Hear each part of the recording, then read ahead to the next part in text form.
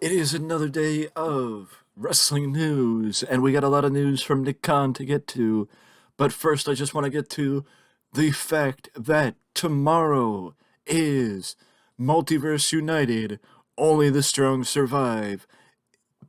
It is the joint show combining the strengths of Impact Wrestling and New Japan. The fact of the matter is, yes, at this point, both the former Knockouts champion and former Impact Wrestling World champion Josh Alexander and Mickey James, respectively, will not be a part of the event. And we have a replacement for Josh Alexander now, and it is Leo Rush.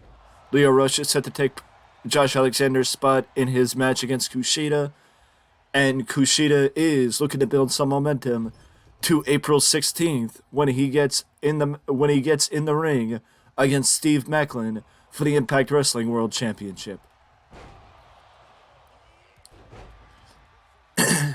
But the fun starts tomorrow with Impact Wrestling and New Japan's joint show, and then we move to the normal scheduled programming with Rampage, and of course, the go home episode of SmackDown.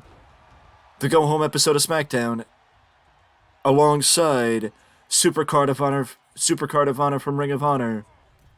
And then Saturday is NXT Stand and Deliver. And of course, WrestleMania. So we got only a few days left before the biggest spectacle in professional wrestling is set to grace us with its presence once again. But now we shift gears to we shift gears back to yesterday in NXT as two matches within the ranks of NXT finally got completed, and one of them is the North American Championship match with Axiom joining Ilya Dragunov, J.D. McDonough, Dragon Lee, and Wesley in what should promise to be a spectacular contest on NXT Stand and Deliver. And also, of course, the Women's Championship match with Indy Hartwell. We thought Indy Hartwell would be the last person added to that contest, but the fact of the matter is, Roxanne Perez returned, and after much negotiation with the boss of NXT, Shawn Michaels, got herself back in the match. Roxanne Perez said that her anxiety and her butterflies, I guess you could say, got to her, and that is why she passed out. That is why she collapsed. Honestly, I've been in that position. I've never been in the position where it caused me to collapse. I've been in the position where it's caused me to be numb and not really want to do anything and just, like, I believe the term is disassociate. So I completely understand the circumstances of Roxanne Perez being in the situation that she's in, and I could appreciate her wanting to be so, a test, her wanting to overcome that and give to the fans, like, if I can do it, you can too. I can completely understand that. I can agree with, I can appreciate that, and I'm glad that she's willing to do something like that and play that card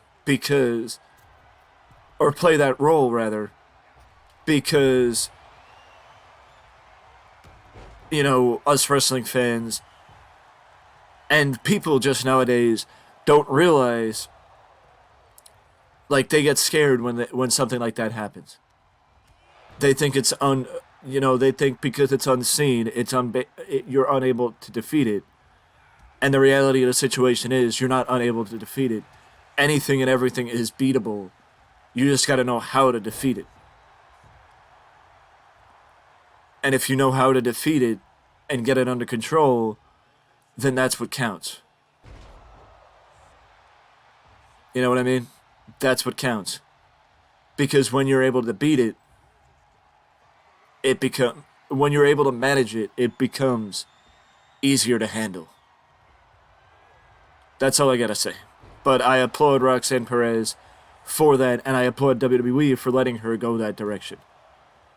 And also, we move to another direction, and that is we move to tonight on Impact on AEW, where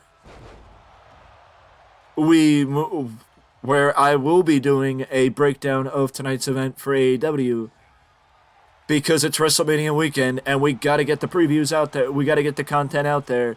So I got to give as much to AEW, or I got to give a little bit more to AEW to balance things out. So we're going to be doing a preview for Dynamite tonight.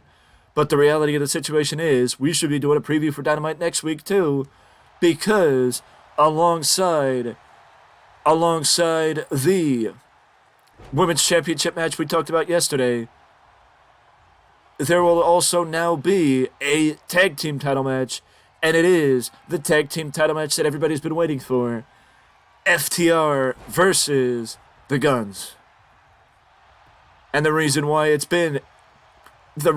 is the tag team match that everybody's been waiting for, it is because this could be the last night that FTR is in AEW.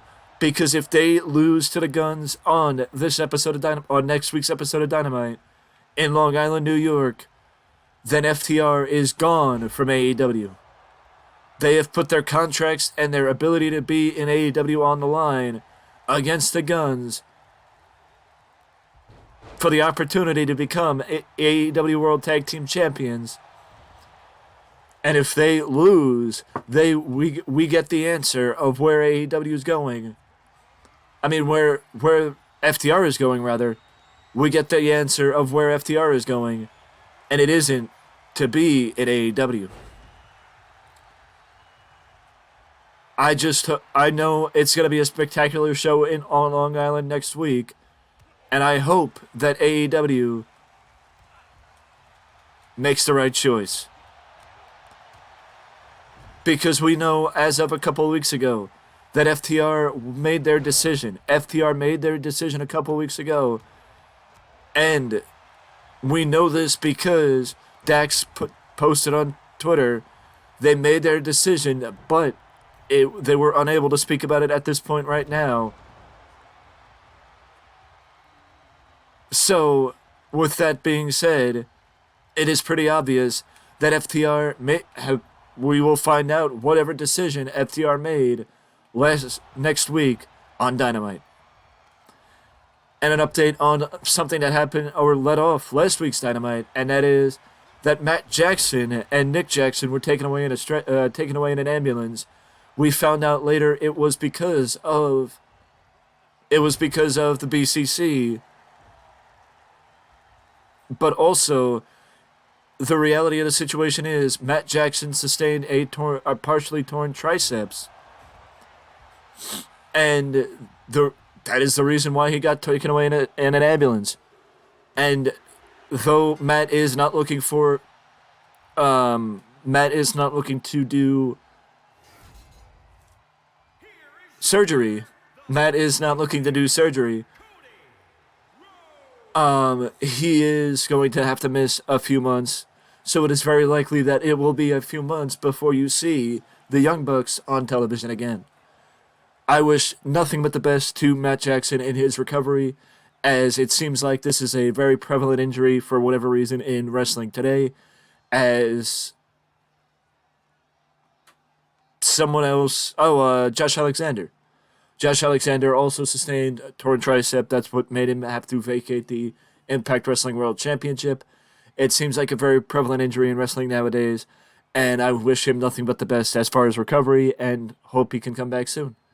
But with that being said, we got other news to get to, including a lot of conversation with Nick Khan, who has been busy doing press releases and pressers over WrestleMania in anticipation of WrestleMania weekend. So we will get to that in the next video. And until then, I will see you in the next one.